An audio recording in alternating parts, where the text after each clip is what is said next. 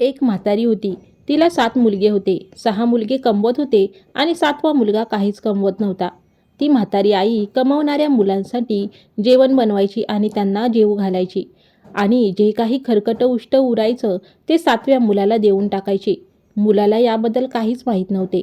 एका दिवशी त्याच्या पत्नीने त्याला ही गोष्ट सांगितली. त्याचा या गोष्टीवर विश्वास बसला नाही, म्हणून त्याने लपून पाहिले. तेव्हा त्याला समजले की हे सत्य होते.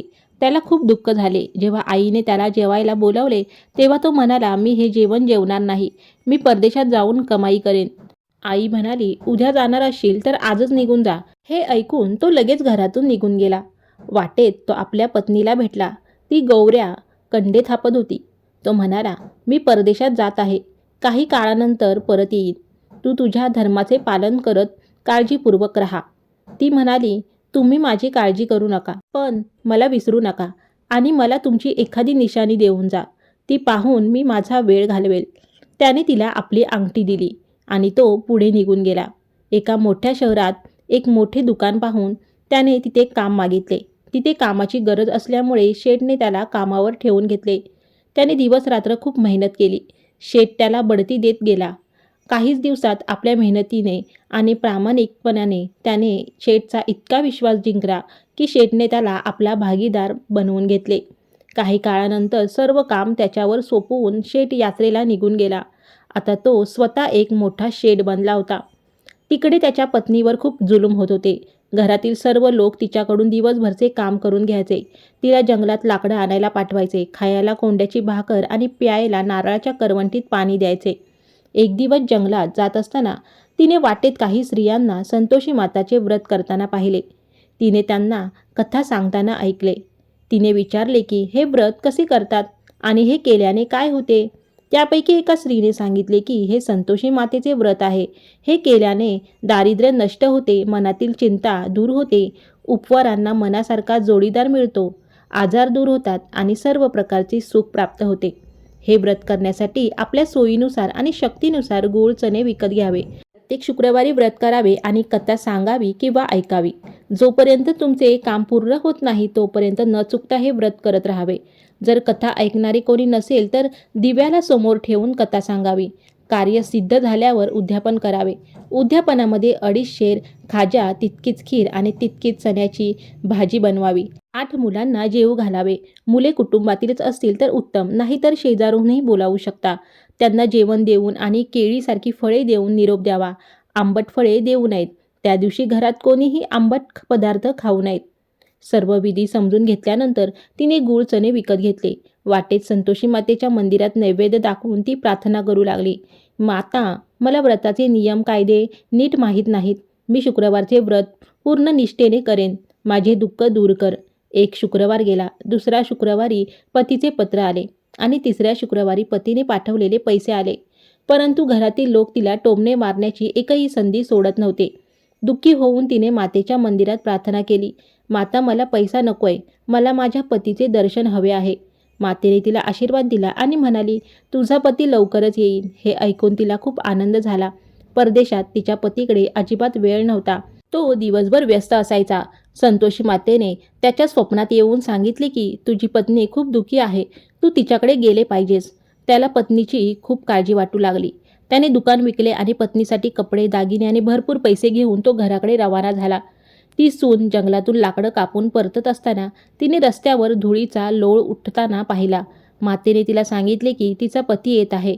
तो घरात आईकडे जात आहे, म्हणून तिनेही घरी जावे आणि अंगणात लाकडाचा पेंढा टाकून आवाज द्यावा, "घ्या सासूबाई लाकडाचा गट्टा, कोंड्याची भाकर द्या, नारळाच्या करवंटीत पाणी द्या. आज कोणता पाहुणा आला आहे?" तिने अगदी तसेच केले. हा आवाज ऐकून तिचा पती बाहेर आला आणि तिच्या हातातील अंगठी पाहून व्याकुळतेने आईला विचारू लागला, "ही कोण आहे?" आई म्हणाली, "ही तुझी बायको आहे. दिवसभर भटकत असते. भूक लागली की इथे येऊन जेवते. काम काही करत नाही. तुला दाखवण्यासाठी आता नाटक करत आहे." त्याचा यावर विश्वास बसत नाही. त्याने आईकडून चावी घेतली आणि तो वरच्या मजल्यावरील खोलीत आपल्या पत्नीसोबत निघून गेला.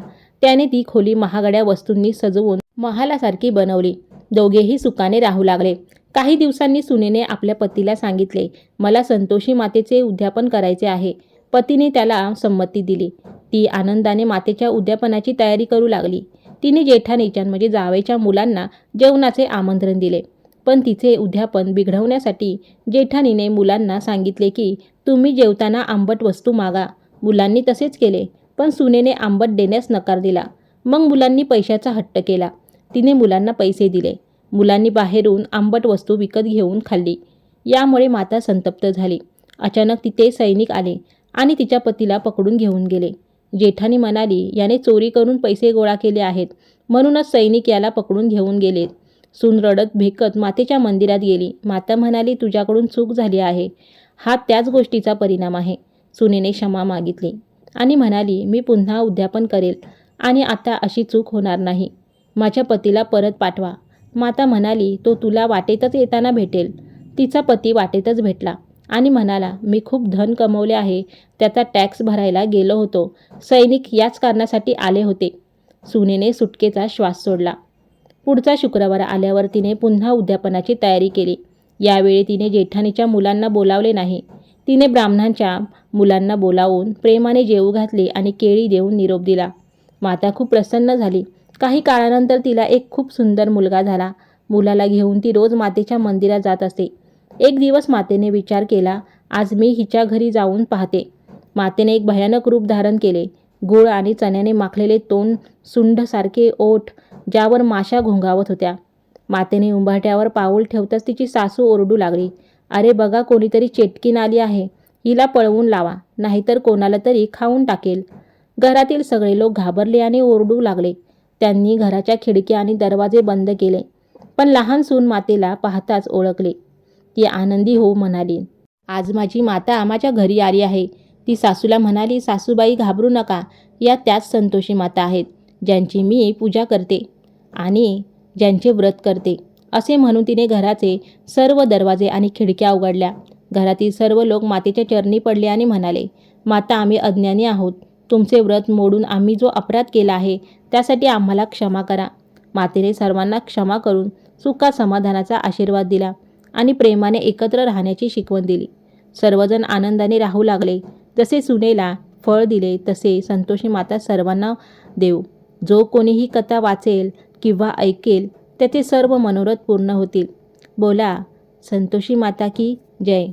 तर माझ्या मित्रांनी मैत्रिणींनो, तुम्हालाही संतोषी मातेची कथा कशी वाटली हे कमेंट करून नक्की सांगा. आणि चॅनलवर जर नवीन असाल तर AK ऑल कंटेंट या चॅनलला सबस्क्राईब करायला विसरू नका. धन्यवाद.